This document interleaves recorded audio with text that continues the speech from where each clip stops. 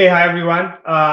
Thank you for joining us on our LinkedIn Live, where we are talking about the leading technology providers shaping the future of banking. We're going to have amazing conversations around banking technology market trends, what are the key drivers, business themes, and unveiling of results on the leading 50 technology providers in the core banking space. So there's a lot of excitement happening, but beyond the banking technology excitement, there's a lot of excitement generally around us, right? We are at that time of the year when we're talking about holidays or holiday plans, holiday traditions, and for all of you who are joining us from across the world, we would want to know, right? What is your holiday tradition? What is your favorite holiday tradition? What are your plans for this year? Please share that with us. And I thought I will ask my fantastic team that is out here with us to also, share their traditions before we get into the banking talk track, right? So let me, ask each one of you, right? So Pranati, over to you, right? What has been your favorite holiday tradition? Yeah, thanks, Ronak. I believe, at least for me, the most cherished moments of the festival season they center around, the just the connection and the celebration. So it's like, the thrill of exchanging gifts, especially when you are a kid. At least it used to be a festival delight for me. Lights hold a special significance for me. They represent the hope, happiness. In Indian tradition, we also talk about the victory of good over evil. The other aspect also has been food, and adding to this has been the joy that I love food. So indulging into these festive treats, especially sharing it with your family, the delicious meals and all. I think all of that is special and extremely memorable. Awesome. Yeah. You and me both, right? Food is very important for us. So Lakshay, over to you, right? What is your favorite holiday tradition? Yeah, thanks, Ronang. And it is going to be around food for me also. So my favorite holiday tradition is spending quality time with family, baking pizza and pasta together. And it is not just about the food, right? It is about having that enjoyable experience and leaving everyone satisfied. Wow, awesome. Good. You need to invite me for one of those holiday parties. So, we are talking about our favorite holiday tradition. So, all of you who are joining us, please, put in the chat, put a comment in the chat. What is your favorite holiday tradition? So, Kriti, how about you? Thanks, Ronak. So I think all the check boxes get ticked, right? Connecting with people, food.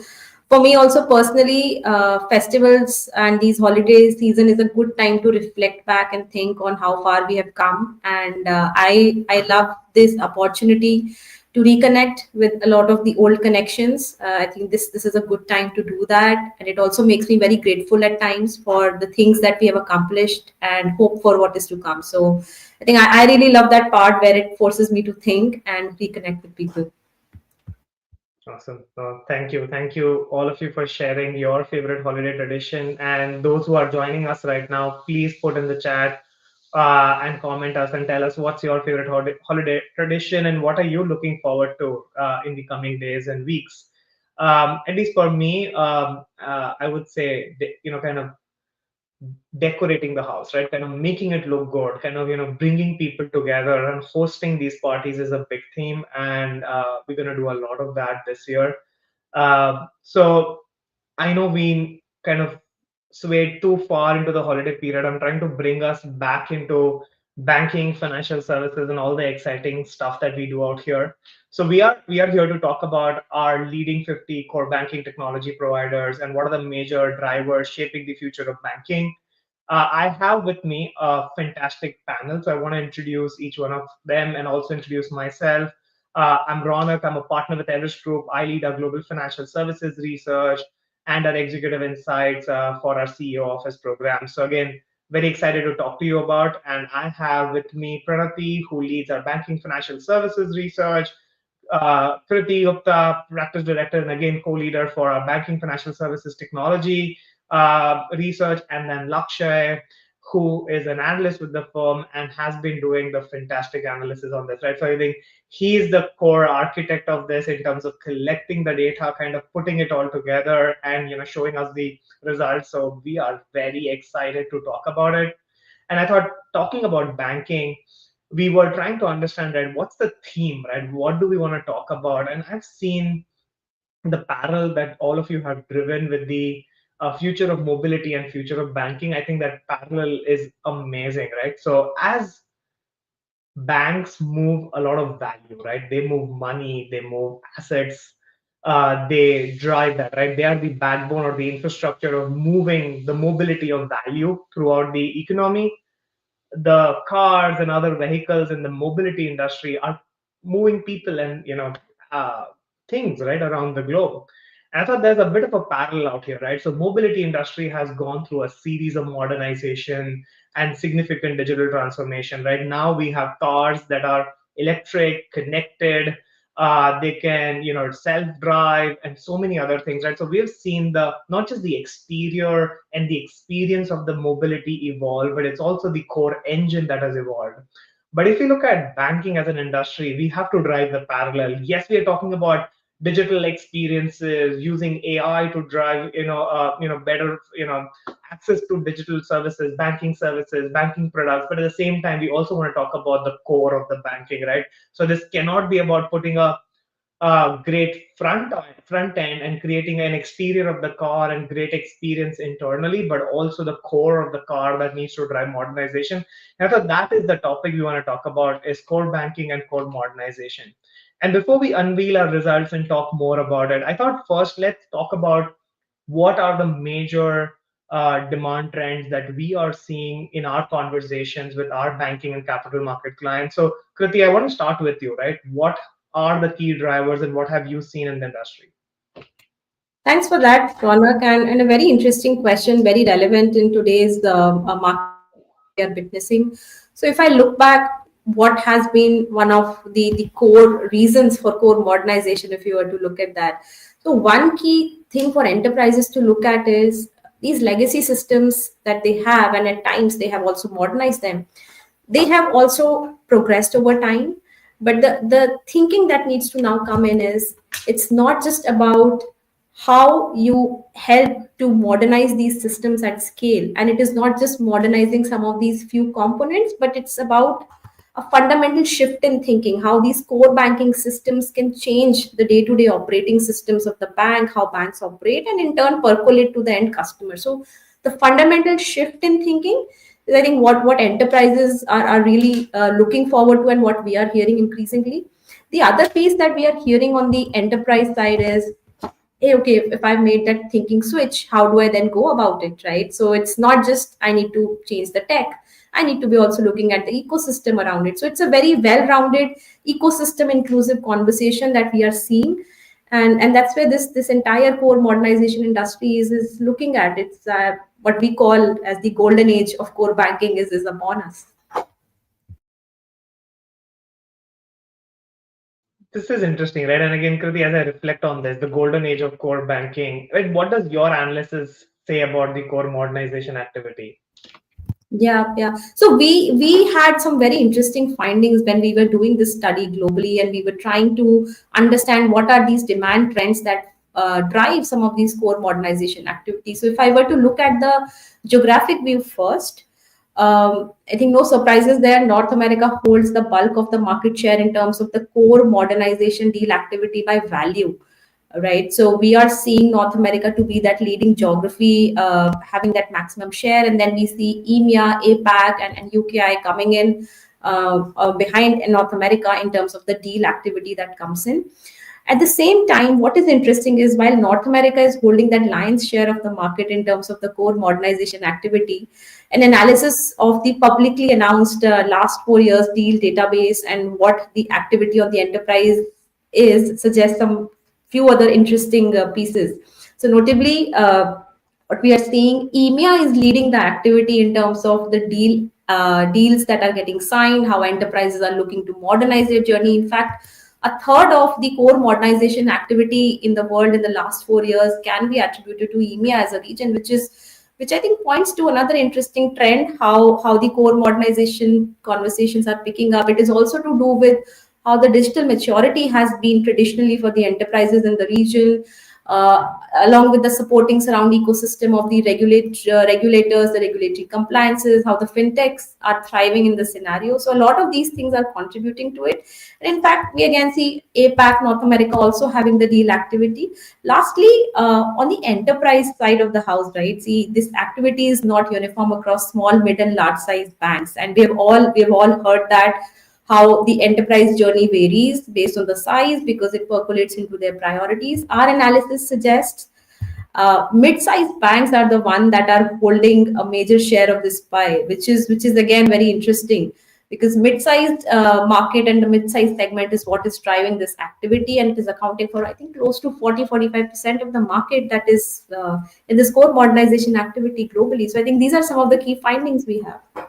So EMEA is by volume one third of the market, but by value North America leads, and mid-sized Yes. banking is almost 40-45% of the overall deal volume, right? So massive activity happening in core modernization. But again, as we look at banking, it is not just about core, right? It is also about the core and the surround technologies. We're talking about infrastructure, we're talking about process technologies, we're talking about AI. And Pranati, you've been doing a lot of work in this space. What do you see the surround ecosystem playing a role when it comes to the conversation we are having around core banking modernization? Yeah, yeah. Thanks for the question, Ronak. So we've observed that these surround technologies, as you're calling them, cloud, SaaS, AI, they are playing pivotal roles for code modernization. They're enhancing scalability, efficiency, and the innovation, the need for innovation across the banking financial services industry. So cloud platforms, if we double click on those, they are enabling banks to scale dynamically, reduce the infrastructure cost, accelerate the deployment of providing any robust data integration or security. We've seen several examples. We've seen the Cap One example where they've moved a large portion of their operations entirely onto public cloud. SaaS, on the other hand, it's complementing these efforts to create, more modular, cost-effective solutions. We've seen SaaS-based treasury management solutions coming from larger banks. Very interesting finding that we had as part of our research is the widespread adoption of SaaS models. We've observed that over 50% of the leading providers, they are offering these solutions. So it sort of underscores that critical role in delivering adaptable plug and play capabilities, integrate seamlessly with both legacy as well as modern systems. Last but not the least, I think no conversation is sort of complete unless we talk about AI. AI is deeply woven in the core banking fabric. Banks are sort of it's enabling banks to operate more proactively, efficiently. They're trying to automate routine tasks, be it around data reconciliation, around loan processing.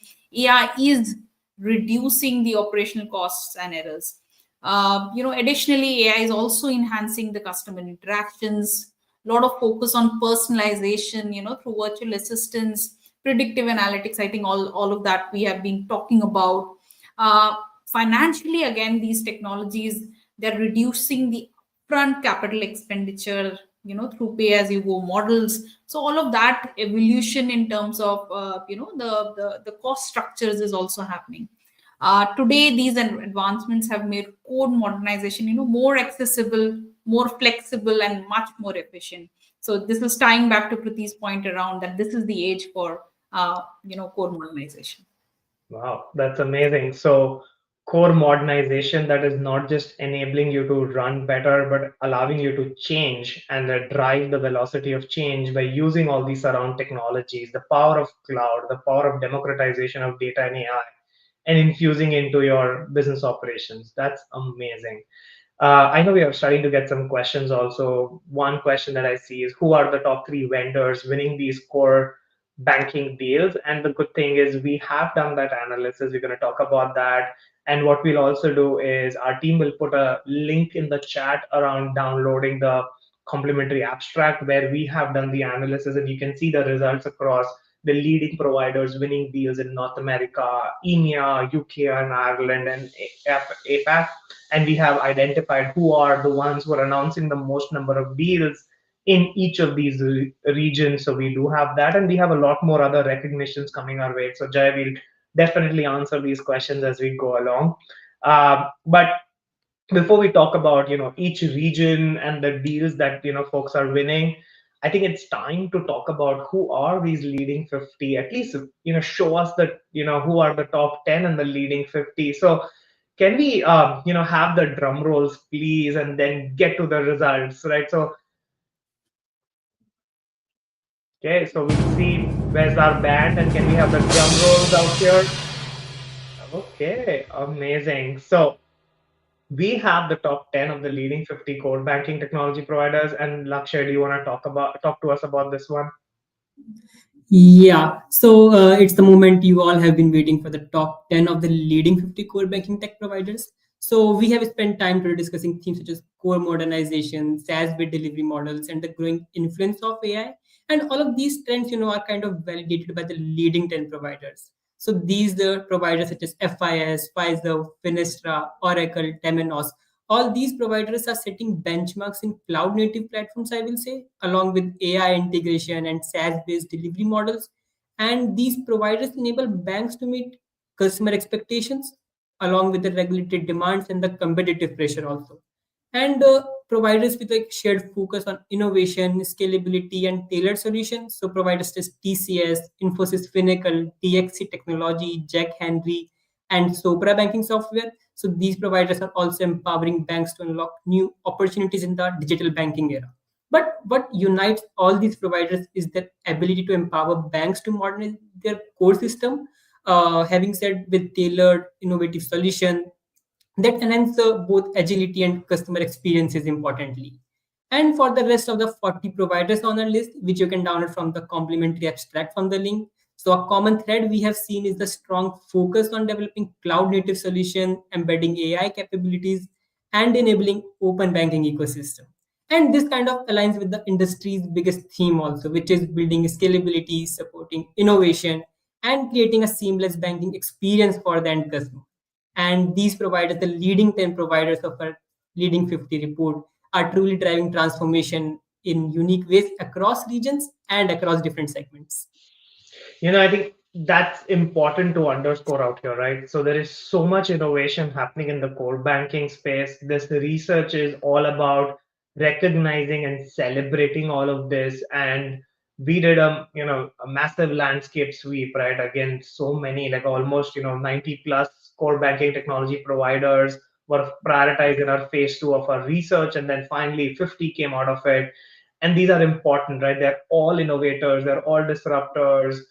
Some of them have been around for a long time in the industry, so they've seen the ups and downs of the industries and have still been resilient and stayed with us.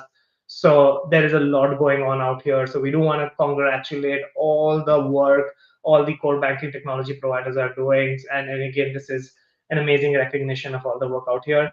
We have the complimentary abstract available for download. Our team will share the link for the complimentary abstract, and you will be able to see that.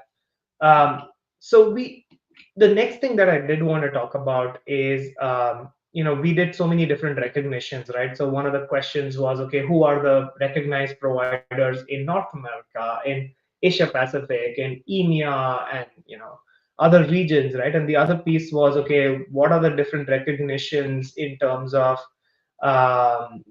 serving specific segments? And I think one that I really like, I think, in terms of the work the team has done out here, is recognitions of core banking technology providers serving credit unions. So as we go to the next slide, and Lakshay, do you also want to talk about what are we seeing here? Yeah, so we have this special segment we have included in this report, which is the recognition for credit union. And we have recognized 19 providers out of the leading 50. And it is important to understand that credit unions operate with a distinct needs in the banks. So they look for core platforms that offer the right balance of feature in terms of they want scalable solutions that kind of grow with them, but while remaining simple and efficient. And more importantly, these platforms must support relationship banking and local community engagement, and again, while ensuring the compliance with their local regulations and other requirements. So we do acknowledge these core banking technology providers that have excelled in creating solutions that tailor to these credit union specific need. And congratulations to these recognized providers for their commitment to this essential segment of the banking ecosystem.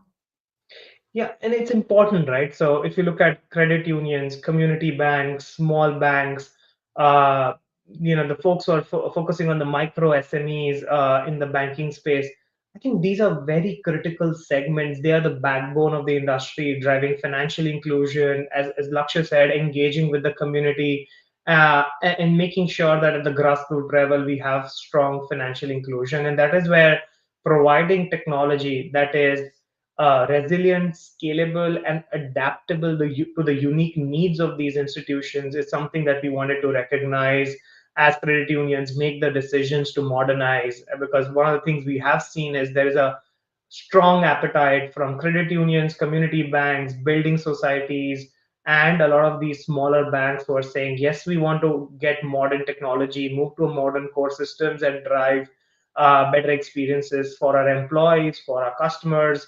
And this is a step in that journey. So, congratulations to all the technology providers featured out here. And obviously, there are so many other recognitions that are available. So, once you go through the report, you will see details on all of these recognitions around the core banking landscape. So the other thing I do want to talk about, and I love the report specifically the ecosystem section also, right? Because yes, there's a conversations around core banking, but the ecosystem is equally important. The first conversation around ecosystem is cloud, right? Cloud is very important. Core banking plays a big role in the cloud journey, and we're going to talk about that. So Kruti, can I lean upon you to tell us, from a hyperscaler perspective, how is this analysis and what are we seeing from a cloud perspective? And we can move to the next slide to see that. Sure, Ronak. And I love the point that you brought about the ecosystem because we were touching upon it earlier when we started this off. That how the core modernization journey is incomplete without the ecosystem. It takes a village to get to the final North Star of that digitally enhanced bank and the digital bank. So, on the cloud side, right, and it's very, very, very important because the cloud based infrastructure is actually going to be the one that helps banks deploy and scale their application, reduces their time to market, and helps them to get out these feature functionalities that customers are demanding in a much faster manner. And at the same time, the big piece that these cloud the hyperscalers bring to the table is the enhanced security measures because they comply to the industry standards, they give the secure environments. And what we did in our analysis, because hey, to run a core banking system, you need a core banking platform. But to deploy the core banking platform, you need to have the hyperscalers out there who can rapidly deploy this, reduce the time to market. And an analysis of the leading 50 core banking providers that we have featured on our assessment on our report says that almost not almost but rather 50% of the leading 50 core banking tech providers have an offering on the industry cloud of AWS, which means they are building solutions on AWS cloud, and same goes for Azure and GCP as well. So we see the immense need the core banking technology providers as well as hyperscalers feel because this is a symbiotic relationship in this ecosystem. They go hand in hand, and how they can together help at the end of the day a bank realize the digital banking journey. So I think very apt. And I think net time to market, security, and then bringing it all together for the bank is what the role cloud providers play. That's amazing. And the way I read this is half of the leading 50 core banking technology providers are partners with AWS, and they're kind of working on that journey. That kind of is a significant number, followed closely by Microsoft Azure and Google Cloud. What cloud provides the core banking technology providers is obviously a very scalable infrastructure and the broader ecosystem that also the cloud brings, and the pace of innovation that you can drive out there. So yes, there is a strong demand theme around core banking on cloud, and not just core banking on cloud, but also talking about core banking on the public cloud that we are talking a lot about now. So This is going to be exciting, and obviously this is early stages of that journey. We're still in the nascency, is how I would put it, which is surprising to a lot of folks. Is not a lot of banks have their core banking on the public cloud, so this is just getting started. It's a very small fractional percentages, but the number of these leading 50 providers who have partnered with hyperscalers is a testament to the fact that yes, there is activity that's going to happen out here. So that's amazing. But if you look at core banking technology, the other piece then becomes is yes, we need the infrastructure, but we also need to have system integrators, right? System integrators who can work with these core banking technology providers, help in the implementation, support, and build on top of the core banking technology and drive the modernization effort. So, Kriti, do you want to talk about how that ecosystem is shaping up?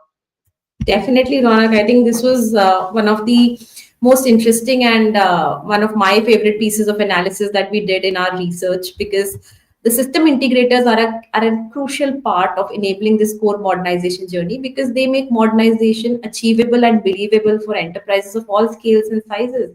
Enterprises could have limited in-house capabilities, but they make that strategy real. They help in executing it.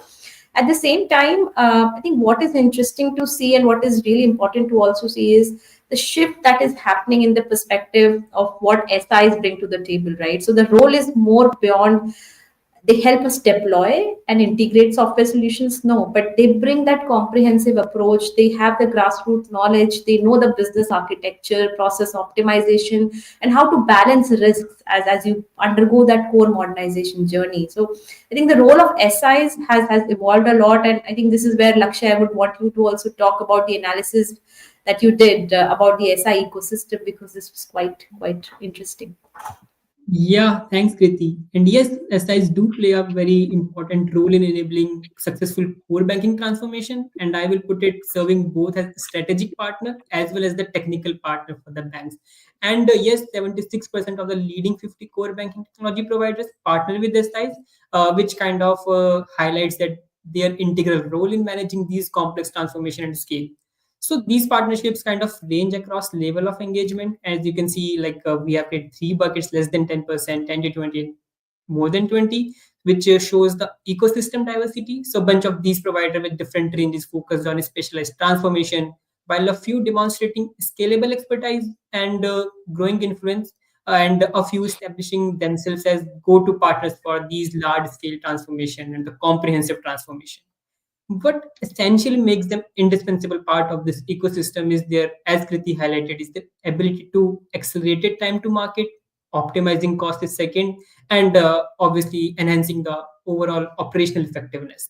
The leading SIs we have highlighted in this report exemplify this comprehensive expertise, and these players and providers acting as the key players in driving successful core banking transformation.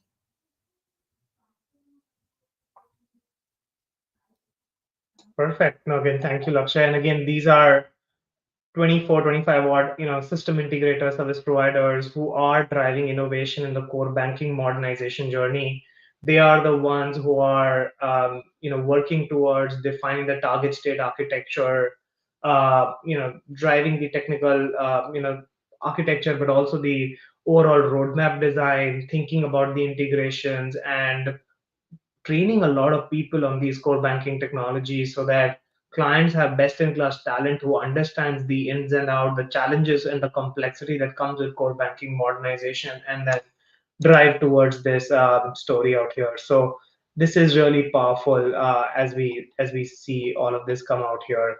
Uh, so let's again, there's one more question that's come in. I was just kind of looking at that, right? Are we seeing multi-cloud deployments? Absolutely, right? So we do have a conversations around hybrid cloud. There are clients who are thinking about this because they may want to think through this in a in a multi-cloud deployment, and also across different lines of businesses may want to think about it differently. So absolutely, we have conversations. It's been more on multi-line businesses where people are asking us this question. The complexity of that is something that everybody's struggling with, and obviously the talent that you need across the multi-cloud environment is something that also folks struggle with. So it gives you challenges around your overall observability stack, thinking about resiliency, but also thinking about, is the technology, the core banking technology, ready for that multi-cloud deployment? So that also is a core thing. So we always see a pros and cons on both the sides, and also there's regulatory compliance around, how do we kind of deal with that? So it's a complex problem, and that's definitely an area where we are kind of seeing that. So this has been exciting, right? So we spoke about core banking technology providers who are driving innovation in this industry. We spoke about how are they doing this across regions, across different client sizes and client types like credit unions. We also spoke about the ecosystem of system integrators and hyperscalers. And again, congratulations to all of you. And again, also thank you to all the industry participants for giving us all the information as we are doing this research. And again, Lakshay, Kriti, Pranati, thank you for kind of putting the work together on doing this. So, Yeah. so go ahead, go ahead. Ronak, yeah, yeah. So, I know the journey at least we've had in the last few months in terms of, creating the view of what we are seeing right now, the leading 50 in this shape and form. And as you rightly pointed out, we have a lot of people to thank here for their support on our research. But I want to take a step back and ask you that, what was the driver for envisioning the leading 50? Yeah. Yeah, no, I would say this has been driven by the inquiries we've been getting, right? And if you look at most of the customer inquiries have been around regional line of business, technology providers by different sizes, and also questions around ease of deployment, ease of configuration, partnership ecosystem, feature functionality mapping, adherence to modern technology, architecture principles like containerizations, microservices, and others. So there've been so many questions that have come across, and as we have done I would say, the supplier recommendations, long list creation, we realized that there's a lot of data that we've amassed over the years doing this work. So it's important to also celebrate this and put it out together. So this became the start of the journey to do the leading 50 core banking technology provider. And if you look at a lot of our work, has been across I think, very deep process technologies where we've kind of gone very deep into loan origination systems, wealth management processes, trade lifecycle management, financial risk and compliance. We are doing something on the financial crime and compliance right now, right? So many different research reports going on. But core banking is the crux of it, right? So it drives the industry, it's the engine of the industry. We thought, hey, this is a great opportunity and a good time to do this. So we are really excited about the work that has happened out here, and the industry, I would say, the participation, but also the industry, kind of putting in a lot of effort, responding to a lot of our requests for data and kind of providing us the information to do this. So I would say that's the reason why, I think I'm very proud of this work and the reason for doing this.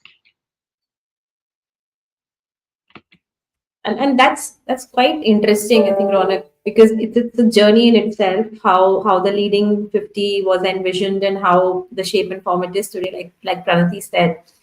And you also touched upon the different lines of businesses, how it is taking its shape and form across other pieces, and the deeper dive on areas like wealth, lending, and financial crime and compliance we are doing, which also makes me curious to ask you, because you have been on a traveling spree in the past few weeks, and you have met so many people, so many enterprises, so many tech providers, service providers, and I think you were recently at Money 2020 as well. Do you want to share with us what were some of the observations and learnings, because we were also in the very close phases of the leading 50 at that time, and you got to meet a lot of the tech providers out there.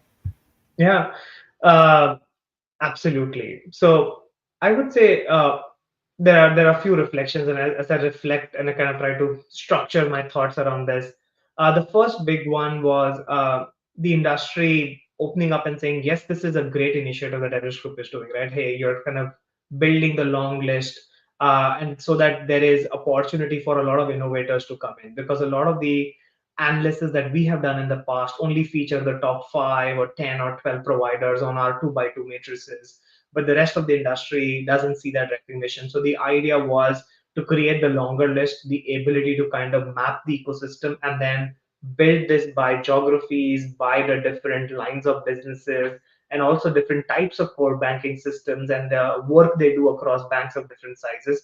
So I think the recognition was very strong. So I think the technology providers do like that. As I spoke to a lot of clients, I think they have a very significant challenge on their way. They've been working around total cost of ownership as a core theme, which is not just the technology cost, but everything around it, right? Which is the system integration cost, the running of operations on top of it, uh, infrastructure costs, and everything else that goes along with it, right? So the key question that they're asking us is, how can they drive total cost of operations for their modern technology stack and their modern technology or an operation stack, if I have to call it, and at the same time be resilient so that they're secure, they're protected, and they're able to reduce the overall cost, right, as they're doing this. So don't break the bank, change the bank, but run it in a resilient manner at a cost that is where we can make good money. And I think that is critical, and that is where the question around the ecosystem came in. That is where the conversation around the technology providers being more configurable, flexible, easy to deploy became important. I think that's where the framework around easy to buy, easy to deploy and configure, and easy to manage and run on top of it became a core theme of how we look at it. And the third, I would say, is this focus around financial crime and compliance. A lot of conversations around how do we think, right? We had conversations around an amount of fraud that is happening on checks, right? And that's, I know a lot of people will say, oh, are we still using checks? Absolutely, right? It's one of the core themes, right? Or everything that we're seeing in terms of digital identity, in terms of fraud, in terms of using of AI in the banking processes, financial crime and compliance processes. So we do believe this is going to be a strong space. But the one that I took away, at least personally, I believe this is something new to me, is this blurring of lines between core technology and the process technologies. And the reason I say this is very important is we had core technologies that were engines who had the systems of records, but at the same time we started seeing this process technology map evolving. It started with process automation, process workflow engines, to a lot of document processing, data processing, to process orchestration and everything coming together and then being built using low code technology for specific use cases. So all the work is happening in the process stack, if I have to call it the process tech stack, but a lot of the transactions and the records still have to be there in the core systems as you look at it. We are seeing the core systems wanting to be more configurable and allowing more automation out of the box and enabling a lot of the work to happen. And at the same time, the process technology, the low code technology providers building more core capabilities. So this blurring of the lines between the two segments, which we used to see as very distinct, is starting to happen. It's so early days. It's happening in pockets, but we have a very strong hypothesis that this is something which is going to happen. Is how do we see the core technology stack and the process technology stack blurring and kind of merging in each other? So this will drive mergers and acquisitions in the industry over the next 5 to 7 years. This is where product roadmap and product development will happen. Everything that we are seeing with AI and agentic AI and the work around data, this becomes another core theme that we see. So as I reflect on Money 2020, absolutely, this blurring of core and process technology was a key takeaway beyond all the other things that I kind of mentioned here. I think that's that's very relevant in today's time as well. And the piece you mentioned around blurring of lines, I think it has become even more relevant because we see the this demand driver being, hey, how do I serve my customers better? How do I protect them from the customer churn that may potentially come in? I think with open banking, making that entry across geographies in different shapes and forms, customers, the power is in the hand of the customers, and banks really need to be thinking, or rather rethinking, that they cannot be the sellers of these commoditized products anymore. And how do they do that? And the piece you mentioned around data and processes, I think that particularly resonated with me because it's the bedrock to make any technology implementation successful, to get insights, to build that single customer 360-degree customer view, and also to come up with targeted and personalized recommendations. So yeah, I think completely on board with those pieces, and glad to see that the similar findings and the interactions you had across the market. I'm also curious to know about this, Ronak, because you touched upon the pieces around process, right? And if you look at the different lines of businesses within the banking and financial services world, it's a lot of them, and the process that runs, the backbone that runs through all of it is what keeps the systems running.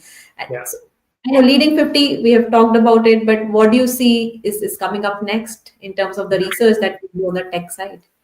Yeah, no, again, from a banking technology perspective, one we definitely want to talk about is cybersecurity. So within that, digital identity is a core theme. So we will talk about digital identity in the financial services space. It is, I think, a topic of concern for all our clients in terms of driving resiliency. The second is around AI and generative AI across processes, including financial crime and compliance. Is the second topic that we're talking about. And then we have a lot of buying trends and buyer guides, right? Because one of the things folks have asked us is, hey, we have challenges around build versus buy.